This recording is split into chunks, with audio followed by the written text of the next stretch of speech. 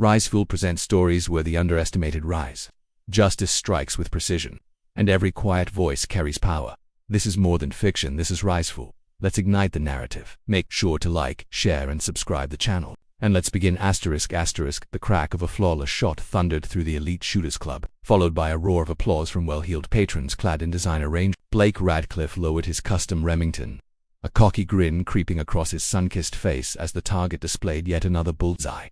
This was his empire domain, where wealth, privilege, and precision formed a wall few could breach. In rooms full of power, the quiet ones often carry the deadliest aim. If you've ever been overlooked or dismissed, stay close, because what happened next turned the entire country club culture on its head. At the front entrance stood Emma Miller, clutching a scuffed leather purse, her navy cardigan and discount jeans making her look like a schoolteacher who took a wrong turn. At 35, she was too old to be noticed, too ordinary to be respected in this crowd. The receptionist's flawless blonde bun, fake smile glanced up and immediately looked past her, as if Emma were an errand not worth running. "Excuse me," Emma said, voice soft but clear.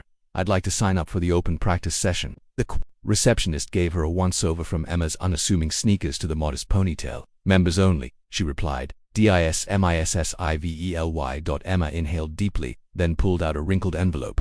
"I have a day pass." It was a gift. Blake had already noticed her. At 42, he was riding the peak, 5-time national champion, Olympic gold medalist, the poster boy for Remington's Elite Series. His family's oil wealth had paved the path.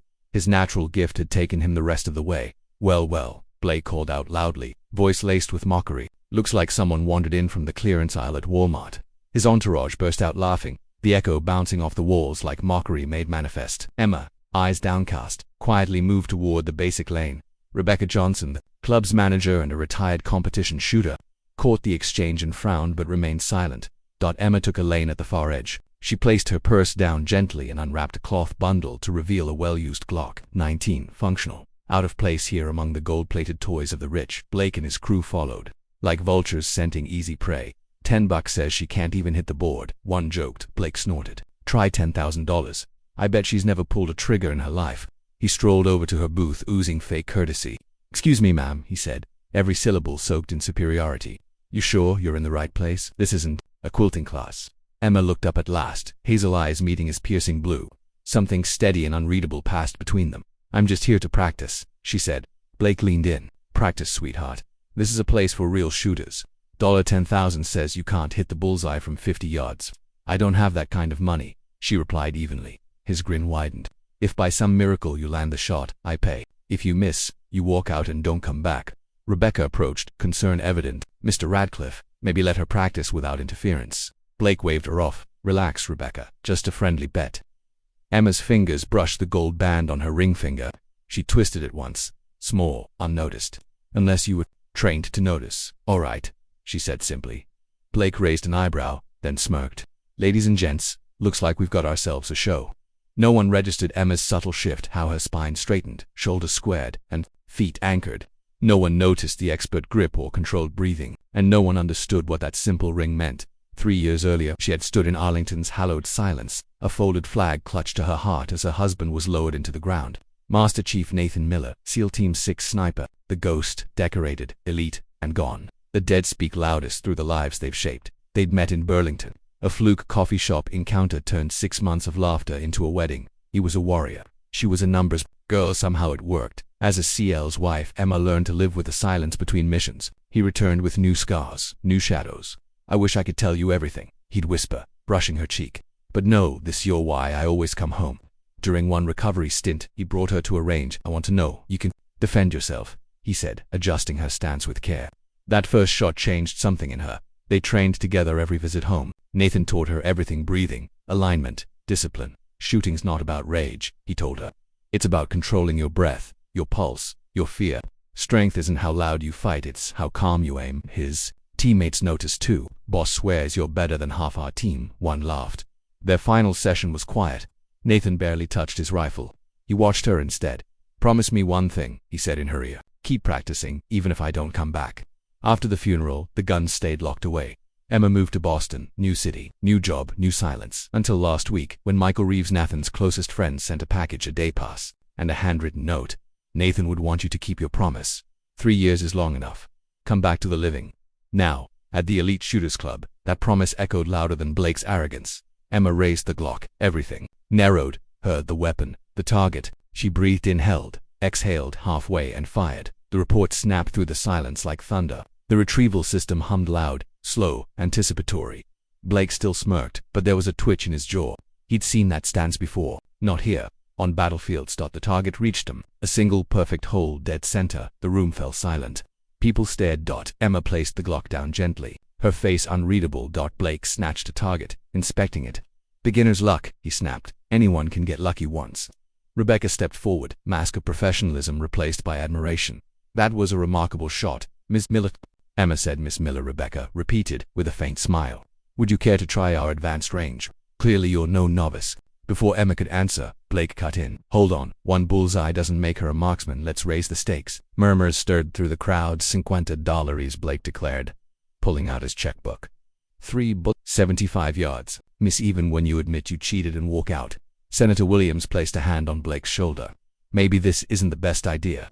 Blake shrugged him off. What's scared her little trick won't work twice more. Emma considered leaving. She hadn't come for attention. She came to honor a promise, but something in Blake's smug tone reignited a fire long buried beneath grief. She thought of every woman told she couldn't, every widow who lost more than a husband. When you've already lost everything, fear loses its grip. I accept, Emma said softly, on one condition. If I win, the $50,000 goes to the Veterans Support Foundation. Blake hesitated, but only for a moment, before nodding. Fine, not like you're going to win anyway. As Emma walked calmly to the 75-yard line, Rebecca caught up with her. Ms. Miller, you should know Mr. Radcliffe holds the club record at this range. No one's beaten his score in 5 years. Emma nodded, grateful for the heads up. Thank you, Miss Johnson, but I'll manage. Rebecca observed her a moment longer, sensing a quiet assurance that contradicted Emma's modest attire. Meanwhile, Blake was basking in the spotlight. Ladies and gentlemen, he boomed, arms raised. We are moments away from witnessing either the most miraculous fluke in shooting history or the most humiliating failure. 3 bullseyes 75 yards with a standard Glock. Practically impossible for an amateur. Emma loaded fresh mags with precision, Nathan's voice echoing in her head. When stress floods your mind, fall back on muscle memory. Let your training carry you. The range fell silent. All eyes were locked on her. For the first shot, Emma took a little more time, adjusting to the increased distance. The crack of the shot sliced the silence bullseye. Blake's jaw clenched. The second came faster. A tiny shift in her stance. Another center hit. Before the third, Emma twisted her wedding ring. The motion was small, but it anchored her. Nathan felt close. The final shot rang out, clean and sharp at center again. Blake's face drained of color. His signature smugness shattered into disbelief. Rebecca returned with the targets, holding them up for the crowd to see. 3 clean bullseyes, a feat even seasoned marksmen would struggle to match. Congratulations, Ms. Miller, she said, awe in her voice. That was extraordinary. Blake yanked the targets, scanning them with rising desperation. This is impossible, he hissed. Nobody just walks in and shoots like this. She rigged something. Emma's tone was calm, but steel-threaded. Through it. I believe we had an agreement, Mr. Radcliffe. He sneered. An agreement with a cheater. I'm not paying $50,000 based on some stunt. Rebecca stepped in, firm now. Mr. Radcliffe, Ms. Miller's performance was witnessed by dozens, including Senator Williams. Every shot was clean. Blake spun on her, finger jabbing the air. Know your place, Rebecca. One word from me to the board, and you're gone. Rebecca flinched, silenced, but her expression hardened. Emma observed, expression unreadable. Then, if you're accusing me of cheating, perhaps we should continue this conversation somewhere more private. Blake scoffed. Private so you can dodge the fallout. No, let's make it public. He turned to the crowd. 1 week, a real challenge, a formal match in stations, various distances, club provided firearms, to ensure it's all fair. Emma realized she'd wandered into something bigger than a flippant bet. Still, something deeper, something long dormant urged her forward. I accept, she said. Same stakes. If I win, the $50,000 goes to the Veterans Support Foundation. Blake's grin was icy. Deal, and if I win, you explain exactly how you faked this. As the crowd dispersed, Rebecca approached again. That was either very brave or very foolish. Blake doesn't lose, Isley, and he doesn't forget. Emma sighed, the adrenaline fading. I didn't come here for drama. I just wanted to shoot. Rebecca looked her over, curious. Yet you shot like someone who's trained for years. Who are you really? Emma collected her things. Just someone keeping a promise. What neither woman realized was that Blake was already making a call. I want everything on Emma Miller, he told his assistant, no matter what it takes. His voice trembled not with rage, but with something darker, fear, because Blake had seen it, the stance, the breathing, the control. He'd recognized something in Emma that couldn't be faked. By nightfall, Boston's elite circles were buzzing. Blake's inbox flooded friends, rivals, journalists all wanting to know more about the woman who had humiliated him. In his penthouse, Blake sipped scotch he no longer enjoyed, staring at the city lights. Jessica Thompson, his girlfriend, scrolled through her phone. "They're calling her the unknown marksman," she said. "Someone posted a video of her last shot. It's already viral." Blake drained his glass. "One lucky day doesn't make her a shooter." Jessica frowned. "I've seen you compete for years, Blake. Those weren't lucky shots. She's legit, really legit." His phone rang again. "The investigator." Blake snapped to attention. "Tell me you found something." "Not much," the voice replied. "Emma Miller, 35, senior accountant at Meridian Financial, moved to Boston 3 years ago from Virginia Beach. Clean background, no social media, no recorded shooting experience." Blake swore under his breath. "That's not possible. Dig deeper. Focus on Virginia Beach." After the call, he paced like a caged animal. "Who the hell is she? Where did she learn that form?" Jessica placed her phone down. "Maybe it's time to walk away. Donate the money, let it go." Blake turned, eyes wild. "This isn't about the money, it's about my name, my legacy. Reputation is a currency the elite protect with blood, lies, and scorched earth." Across town, Emma sat on her small balcony, hands wrapped around a mug of tea. Her phone buzzed. Michael Reeves again. She didn't answer. She didn't need to. The message was clear. The past doesn't stay buried, especially when you aim like she does. Another buzz. Unknown number. "Miss Miller, this is Rebecca Johnson," came the voice. Emma tensed. "What can I do for you, Miss Johnson? I probably shouldn't be calling, but Blake has people looking into you. He's convinced you cheated." Emma exhaled slowly. "I'm not surprised, just disappointed." Rebecca lowered her voice. "I don't know where you learned to shoot like that, but be careful. Blake's family controls a lot in this city." "I've seen real threats," Emma replied. "I'll be careful and I'll keep my word." After the call, she opened a wooden box containing Nathan's medals, their wedding photo, and a folded flag. Beneath it lay a logbook. Nathan's. She flipped through it. There, in his clean tactical script, Emma, 50 yards, 9 out of 10 bullseyes, better than most recruits, natural instinct, calm under pressure. The next morning, for the first time in 3 years, Emma called in sick. Instead of work, she drove to a public range, far from the polished ego of elite shooters. For 8 hours she practiced hand-steady, breath-controlled. Each shot was a dialogue with memory. "Every round I fire is a conversation with the man who taught me to survive." That night, a message from Rebecca. Blake requesting rule changes. Now wants 10 firearms, varying distances. Board approved. Emma knew what it meant. Blake was stacking the odds. Banking on his broader training, she replied simply, "No changes needed on my end." In his penthouse, Blake read the message and smiled. "Perfect. 10 stations, 10 guns. She can't match me." Jessica looked up. "And if she does?" Blake's smile vanished. "She won't, but just in case I've arranged an insurance policy."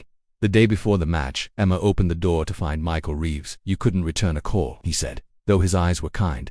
Emma stepped aside. "Been busy." Michael took in the manuals, the gear. "Words out, you and Radcliffe. Everyone's watching." They sat at her table. He studied her face. "Nathan would be proud.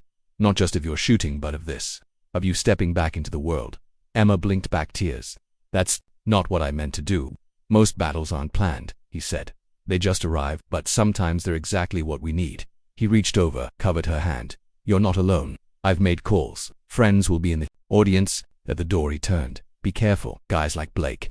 They don't lose well. Nathan would want you to watch your six." Emma nodded. "I will, and Michael, thank you for everything." His smile was weathered but warm, just keeping a promise to a brother. Meanwhile, Blake's obsession deepened. His investigation yielded nothing. No red flags. No criminal record. Not even a packing ticket. On paper, Emma was a ghost. "I want everything from Virginia Beach," he barked at his investigator. "Gun clubs, instructors, that wedding ring trace, her husband, marriage records take time," came the reply. "I don't care what it takes. I want answers before Saturday." After the call, Blake stood before his awards, the Olympic medal gleaming, the younger version of himself smiling from the past. The joy in that photo felt almost alien now. Then, the breakthrough. His phone rang. "Virginia Beach was the key," the investigator said. "Emma Miller is the widow of Master Chief Nathan Miller, Navy SEAL Kia 3 years ago. Highly decorated sniper." A pause. "Her husband was known for training her. Fellow SEALs say she had serious potential." Blake's blood ran cold. "Anything else?" "One thing. Nathan Miller's calcine was the ghost. He hit targets others couldn't even see." The call ended. Blake sat numb. The illusion shattered. Emma wasn't lucky. And she wasn't a fraud. She was the disciple of a legend, and the story the world was about to hear. The widow of a warrior walked into the lion's den, and the lion blinked first. The next morning, Emma drove to a private long-range facility outside the city. She had arranged for exclusive access, no distractions. No crowds, just her, the wind, and the rifle. As she pulled into the lot, her eyes caught a black SUV parked near the entrance, government plates.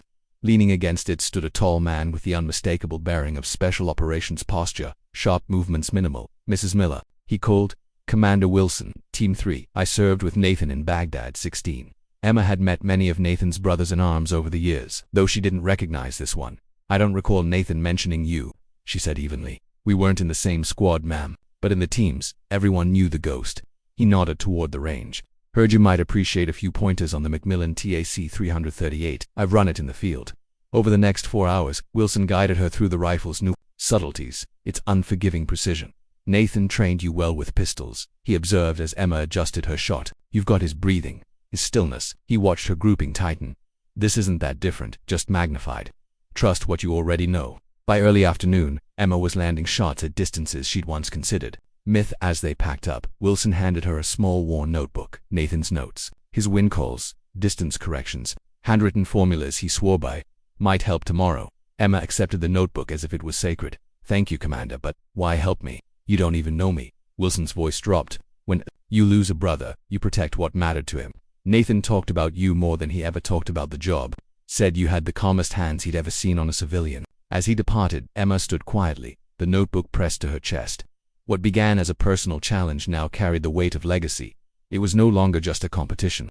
It had become a duel between two worlds: Blake's curated privilege and Nathan's earned honor. Flash versus fundamentals. Noise versus meaning. That evening, Blake received the final piece of the puzzle, confirmation that Emma was indeed the widow of Master Chief Nathan Miller, decorated SEAL sniper, a ghost no more. His confidence, already fractured, splintered further. He poured another drink, brushing off Jessica's worried gaze.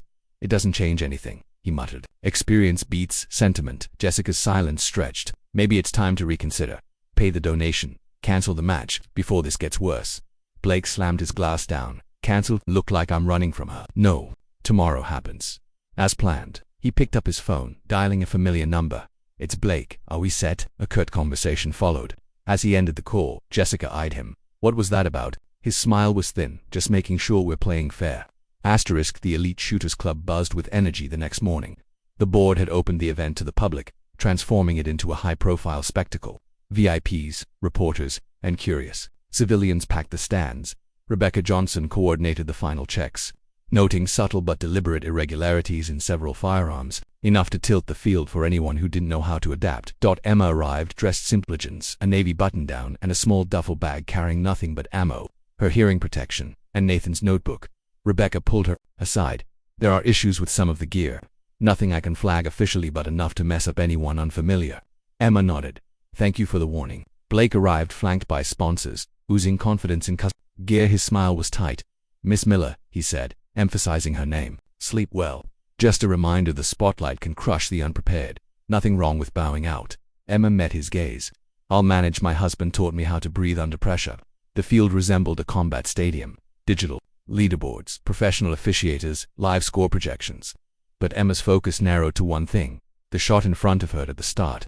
Blake's precision was undeniable, years of competition visible in every stance and transition. Emma's technique was quieter, leaner, every move reduced to purpose. By Station 4, Blake led by a margin. But at Station 5, Emma encountered the first issue. The Sig Sauer's trigger was subtly off. She adjusted, recalling Nathan's voice. Gear fails, conditions shift. Adapt and overcome. She matched Blake's score. As the stations progressed, a pattern emerged.